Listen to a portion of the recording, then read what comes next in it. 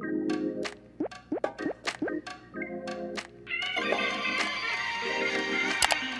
gonna baby it on. No, over there. Ah! Not the microphone. Hi, I'm Nadia. Hi, I'm Aaliyah. Hi, I'm Nameera. And this is Operation Tomatometer. Hey everyone, welcome back to the Classics Operation Tomatometer, the Classics' most tomatastic film and review podcast, where we review the most recent film and TV shows. But before we get into it today... So... Here we go. That's a good one, guys. So first off, I just want to say that we have a really great movie, but my joke today is a little bit better than that. Oh. So, if you haven't been watching from the beginning, we really appreciate all that you've done, seriously, for this podcast. We really appreciate all the traction that we've gotten, just everyone for watching us every single time. So thank you guys so much. This is our last episode for this year. And our two very nice senior hosts, Aaliyah and Nadia, are going to be leaving us soon. Yeah, I don't really want to think about it, but this is very... So, Nameera had a very emotionally punching joke today. Wasn't that funny? Made me kind of sad. Alrighty. Insert the other reaction right here. So sad. If you haven't been watching since the beginning...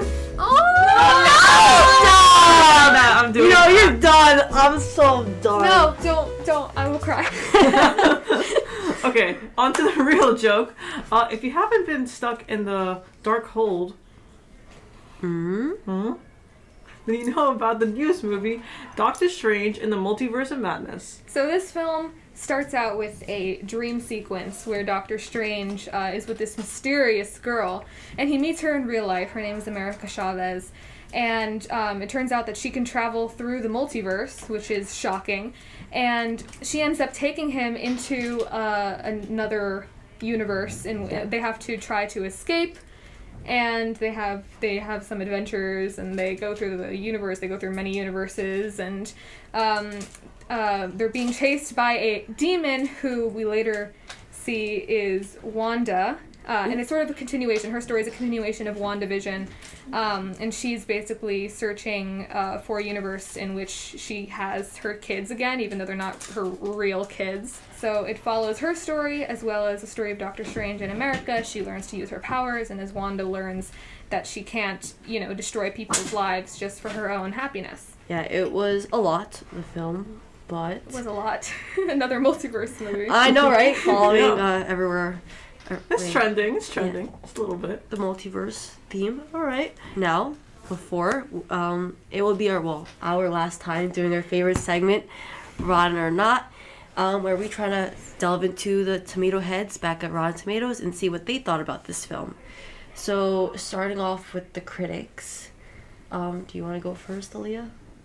I think Nameera always goes first. Oh, really? Follow tradition. Oh my gosh. Okay, so I think that this movie had a lot of really great points. I think the directing was actually amazing. I think the actual problem lies within the script. And because of the plot is very held together by very, strange occurrences and by chance things, that I'm going to give this movie, as from a critic standpoint, around an 82 or 83. I know it's a bit low for a Marvel movie, but I do think there are a lot of things that may have not more appreciated by critics. I feel like a lot of the CGI, as we were talking about, and a lot of the visuals were not as great, but there was just some that were really killing. Some were really killing it though, the close-ups and the very Sam Raimi-esque feel of the movie. Yeah. However, there were a lot of points in the movie where you could have thought, oh, that person should have been killed by now. Doctor Strange should have been killed by now. Yeah. Since he is going against Wanda, who is extremely powerful, as we know. Just from that kind of standpoint. Actually, it was kind of close to you, Nameera. I was thinking an 84 because of similar reasons. The film did have some really strong points, just the whole theme and directing style because of Sam Raimi. I did appreciate how it was more of a horror kind of style this time around. I really appreciate it. I thought it fit with the storyline, but yeah, just some writing aspects. Yeah, some writing issues. I'm normally not a stickler for CGI, but I just felt with Marvel, some parts looked not insanely, but kind of bad to me, and it was just surprising because it is Marvel, and it just, for a Marvel film, it kind of takes you out a little bit. I don't know, just a little, thing about that for me, but yeah. Aaliyah? So Doctor Strange, the original, is one of my favorite Marvel films, as someone who doesn't really love Marvel as much as a lot of other people seem to. And I was kind of worried that this one wouldn't live up to whatever expectations I might have had. But I actually really enjoyed it. I thought it was really fun. And like you mentioned, the horror aspects. Yeah. I thought they did a really great job with that. And it reminded me of a lot of other films and like the style. And it was really well done in that aspect. Some of it was not good. Like the whole Wanda story, even though it was a Doctor Strange film, it was more about Wanda, which was really confusing to me. And to be fair, I did never finish watching WandaVision, so maybe I'm just not getting the whole story there. No. Alright, she's I did watch canceled. some of it, but I never finished it because I didn't get so into it. But I know what happens, so I know the basic storyline. Okay, good, because I was going to get very upset. What's your Basically, you score? should have watched WandaVision if you wanted to see Doctor Strange. You don't have to, you just need to know what Oh, happens. no, in you it. have to. Don't even listen to Aaliyah. You don't need to, if you don't like, I mean, you should watch the first episodes, but after that, it's not as good. Mm-hmm. Okay. So I think that I'm going to go lower than you guys. I personally would have given it, like, closer to what you guys said, like an 80-85, just because it's not, like, one of the top movies I've ever seen. It had problems, it had many problems, but it also had many things that just made it really fun. Critics would have given it 75, and that's actually, that's what I said when I came out of the movie. My dad was like, so, what do you think the critics would have given it? And I said 75. I didn't even know why. I just said 75, because that's just what was in my mind. It's like your spidey sense. It's Aaliyah tingle. Let's see if my spidey sense is correct then. So, will our lovely producer please give us the critic score? Ooh. We don't have it. So I'll tell you guys, and we'll get your like raw reaction. It's Wait, are 74. Oh, are you kidding me Spidey right now? sense. Why? I had a feeling you were gonna be correct. Also spidey sense. My spidey sense about your spidey sense. Yeah. When you said I that, have a spidey sense. where are you in this equation? Oh my god, you're actually so good at this. I'm kind of freaked out. Decay formula. I I think a lot of it is just so by chance, which is my problem. Like, how is it that by chance that this new character that we meet, who also I have an issue with her name, her name is America, Little which confusing. I don't love the name at all. Yeah. It's just a little like a bit on the nose. Also like, I don't see it. Yeah. Just like in general, like how she was always able to go into the universe that she needed to go to, but there were like points where she was traveling between many. Like, it doesn't really add up to me, because I know they played it off as her like being able to always like control her powers. That's why she always went to the right universe. But I don't see that clearly. It's not something that I think is purposeful. I think that the whole point was that she couldn't control her powers, and it took this journey to like fortify her actual like understanding of herself.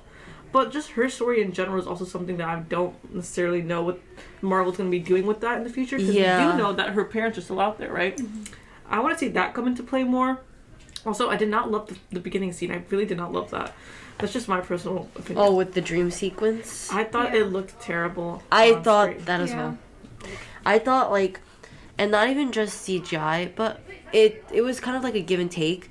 Some of the cinematography in some scenes was well done, but I feel like right following the dream sequence, like, going back to reality, I was like, that's how it looks. But the cinematography that I enjoyed was because of Sam Raimi. Sorry. It's literally because of that. Like, his trademark, like, really, like, cheesy, but, like really cool, like, very Evil Dead-esque, like, that type of stuff. It was great. The special effects were great. I mean, not special, real effects. Mm-hmm.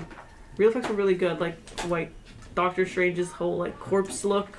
Yeah. I really enjoyed that. I enjoyed that, actually. That was good. I like the cinematography, actually. Like, the panning was really nice, because I feel like in Marvel movies, you don't see that same type of cinematography. Yeah. Was it just me, or did it seem like something that would not come out of Marvel? It definitely was different. It was all panning, right? Because Marvel is like, I don't even know. This was just different. Very different. It definitely felt very different. different. It was different because they did a lot of, like, inside your head type stuff. Yeah. Mm-hmm. Which is, like, I feel like if I'm thinking of the original Spider-Man series, which is also by Sam Raimi, a lot of, like, you see, like, the different, like, parts of your body, like, constricting and, like, whatnot. Like, when they showed, like, Wanda going, like, thinking about different universes. Yeah. Like, that was, like, a parallel there. Things like that I appreciated. The soundtrack there. I loved the soundtrack there. And then the rest of the soundtrack was not memorable at all. I so can't I can't remember. even talk about that. Yeah, I cannot comment. I just remember I liked it during the dream walking. Was it called dream walking? Yeah, The dream walking sequences. I loved the soundtrack there. I don't know, but the vibe, like the almost seance type thing where he had the candles all around him and stuff. That was really awesome. I just love Doctor Strange as a character just because of how well he like fits onto the screen and everything. It just looks so good. The audience was captivated. Like usually the theater that I go to, people don't usually like make sounds. They don't go like, but the audience was so captivated by Really? this. So I had a good time watching it. But so personally, I would give it like an 85, and I think that's what the audience score is. Because I would maybe go lower just because audiences tend to be more critical of Marvel than critics, just because it's Marvel and they're obsessed with it. Yeah. But I think a lot of audiences would have just thought it was a fun film, and even if it didn't live up to the high standards, it was done pretty well, even if the thematic elements weren't as good as they could have been. No, Yeah. What's your... I think my guess would be like going along your track. I definitely think it's like below a 90, but I'm Yeah. gonna say like an 87. Yeah. I think that I saw a split before I watched the movie. A lot of people were saying that it changed their life. I was like, wow. How?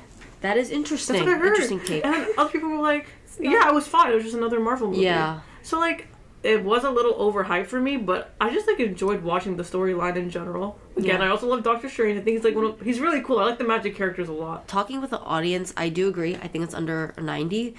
But at the same time, I did see a lot of people very pleasantly surprised with like the different direction this movie take, again with the horror.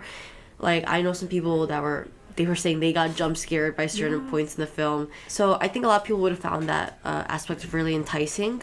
I know I did. So I think I want to say, like you said, Aaleia, 85. I want to say that. 85, 87. Okay. Now, will our lovely producer please tell us the audience scores? The audience score is 86. Oh, right in between. Again, Aaleia, though, you're right on. I think throughout this entire, like, 10 Great way to months, end our season. she's so good. So, I mean, yeah, I agree with that. You guys? I agree with that because I feel like there was a lot of backlash received, and Yeah. I heard like a lot of people were saying like, "Damn, you couldn't have given like Sam Raimi like a better script." Like that's something that I heard That's a the lot. big thing. I was like, you know what? They're not wrong, but like, you know, it was a cool way to see him segue back into Marvel after so many years. Yeah, and like you could tell with his like really innovative like directing style, like oh yeah, it's a very like it's him. That adds on to the very like horror-esque thing going on. The ambiance Sam. being set that way. And of course, he has that really amazing cheesy editing, which I just like. I eat it up.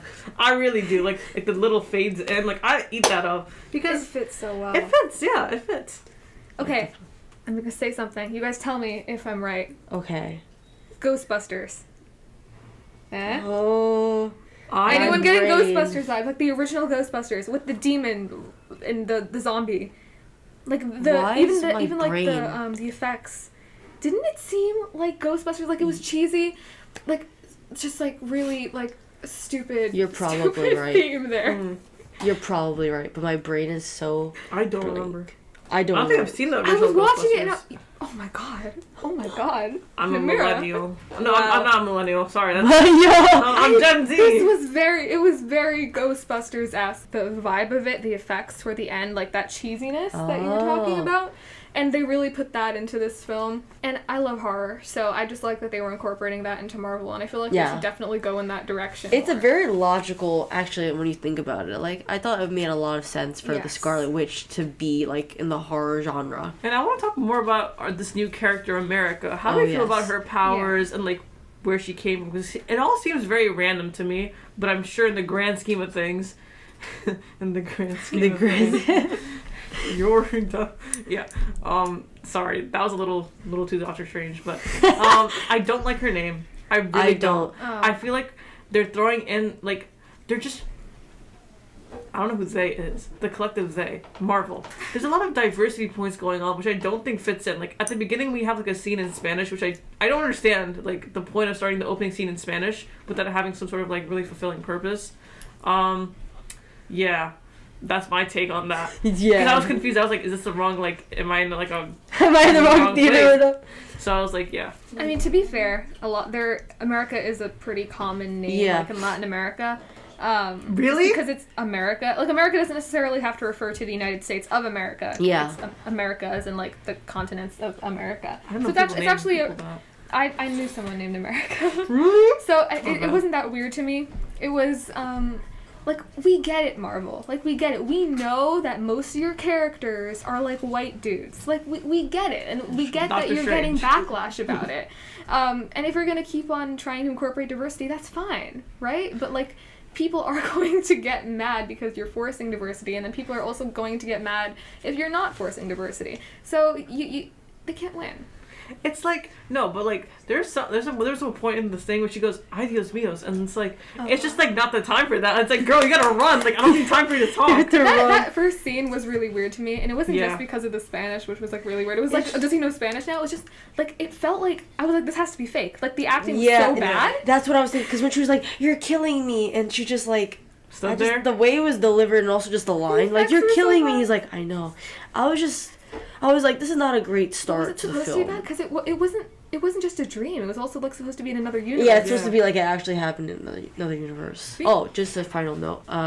Wanda's definitely not dead. I can tell everyone that. I believe it in my No, heart. she's not. Absolutely not. Yeah, I know people were like discussing that or whatever I saw, but I mean, if we didn't see her die, you know, they did like a wide shot of like even when we the see thing them crumbling. die. Obviously, she's not dead. Yeah.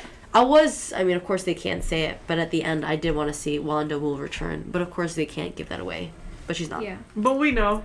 They We can't know. kill her off that easily. We pick up what Marvel's putting down. We can figure it But her out. story is like, I hope that they don't think that it's over, because they're trying to close things up for her, right? Because Yeah. they had this very like open storyline with WandaVision, and now they're trying to close that up because she lost Vision, and then it's sort of like she's broken now, and now she's coming to terms with everything.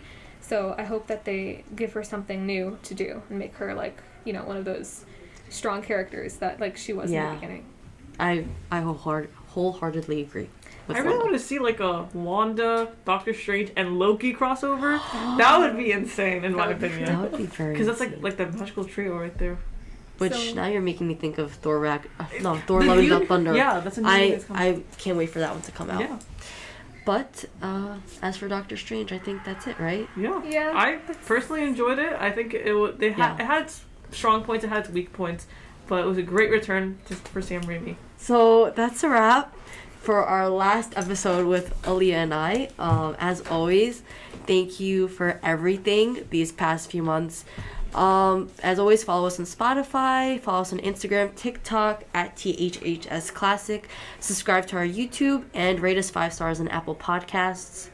And we are opening auditions Yes. for the next season of Operation Tomatometer. So if you are at Townsend Harris and you're a freshman, a sophomore, or a junior, and you want to do what we do, then With me. with Nameera, because Nameera. Nameera's staying, She's so cool. you can sign up for an interview with our lovely producers. And yeah, we're really excited, and I know that you guys are going to do great things next year. I'm really excited to see where this goes. And who knows, y'all might be back for an episode or two. Oh yeah. Yeah, I'd love to come back. You can't get rid of me. I'll come back. We'll be here. We'll be in the city. When Tom Holland comes. When Tom Holland finally comes. All this time we've had Spider-Man behind us. All right, I am jumping in here just to say congratulations to season 1. They've done an incredible job, and you know we're sad to see 2 out of the 3 go, but that's the nature of high school, is they leave us, but it's okay. Like Nameera said, they'll be back. Especially now, we can just bring them in from college on Zoom Absolutely. or something. Yeah, you can't have like a life and fun and stuff. You're gonna be, I have to go do something. Like, no, you gotta film. But what I do want to say, our team will fully update you on our plans for next year. But the plans are big and ambitious, and they have, caught the eye of people outside of Townsend Harris. And so we're going to build upon their incredible successes. We're very grateful for them starting this, and our intention is to just keep going and going and going. What I can say is we're branching out beyond just film to other things. We have people contacting different companies. There's like 20 nice water bottles outside the office now for our review team to look at and review I don't know, how to stay hydrated over the summer. So big ambitious plans. They have started it all. So we want to thank them, congratulate them, and I hope that you keep watching and listening in the future. So thank you. Okay, so thank you to Nameera and Nadia for all of this. I remember the day when they sent out the email about they're accepting positions for hosts, and I texted Nadia, and I was like, Nadia, you better be doing this. And we were like, oh my god, maybe we would get a chance to audition together.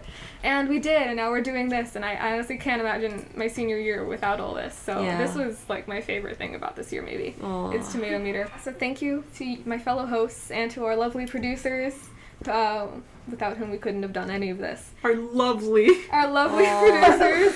And I hope that you guys keep all of the little things that we started, you know, the little segments, the lovely producers, the little jokes.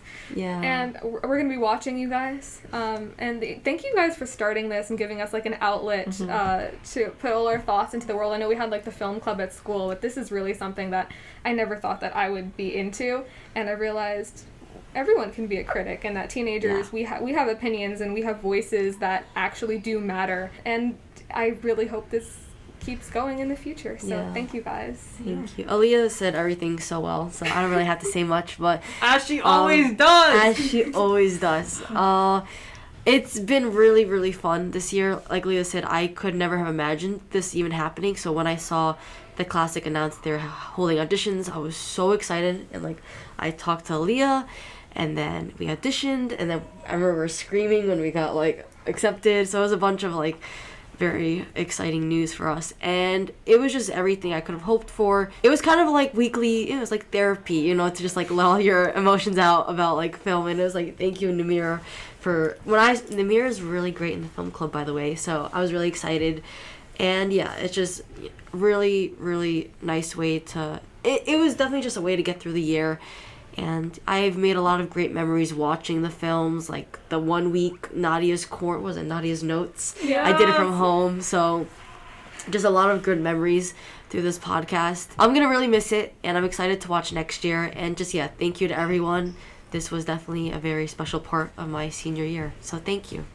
We should definitely rewatch the Dune episode after this. Just because we grew so much. Eternals. The Dune episode was so long. The Dune episode feels like yesterday. Squid Game. Squid Game. Oh my god. Oh, I don't know how it flew by so fast. Yeah. And well, I'm gonna miss these two always speaking so well, and gonna be stuttering all the time now by myself. No, we're gonna miss Nameera's you. got leader. this. Oh my god. You guys are gonna get another year of my terrible jokes. Maybe sometimes people will laugh. I'm gonna miss those. Oh god. I was laughing on the inside. I'm gonna miss you starting over Tomatastic. Oh, Tomatastic every week. And Definitely I'm gonna miss laughing, trying to say our names. at the Aaliyah beginning. summaries. Gonna miss Spider-Man behind us. Oh, yeah. Watching over us, protecting us. Alright, everyone. So this is our last episode of Operation Tomatometer. Come back next year to see Nameera and the new hosts. Maybe it'll be Come one on, of you. y'all. I'm not that bad. They're pretty bad back there. I'm a little okay. No, they're great guys. They're amazing, and we are being included into the new fold of the Classic Critic. So yeah, stay tuned for that. Yes. Alright, thank you guys so much for watching. Thank you. I might repeat an outfit next year. It's crazy. Alrighty. Bye-bye. Bye, everyone. Hi, I'm Jasmine. Hi, I'm Jessica. I'm Elliot. And this is Operation Tomatometer. So, everyone, we just want to thank you all for a great season from the producers. And we just have a few updates we're going to tell you about. So, Jess, would you like to take it away? Okay, so we're kind of winging this, I'm not gonna lie. But basically what we want to tell you is that because of Operation Tomatometer and the things that we have achieved this past year, we decided that we're going to open a new publication called The Critic.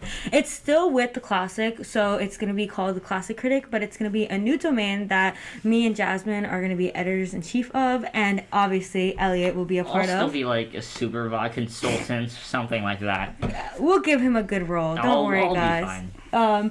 But we decided to open this new publication and give you guys the opportunity to be a part of it. We basically have a lot of new opportunities that will arise with this publication. And there's a variety of things you can do. You can be a reviewer and reviewers will not only review movies and TV like we do on Operation Tomatometer, but there's also possibilities that we can review gaming, we can review technology, literature, phone cases, for example. All of these things, anything that you would like to review, we can do that here. And if you're not into that, we also have opportunities to be behind the scenes, which is what we do, work on the filming, the sound equipment, editing, which is what our great editor Iris does, and even a business outreach team. I guess I just want to say, like, how much of an honor it's been being, like, with this project from beginning to now.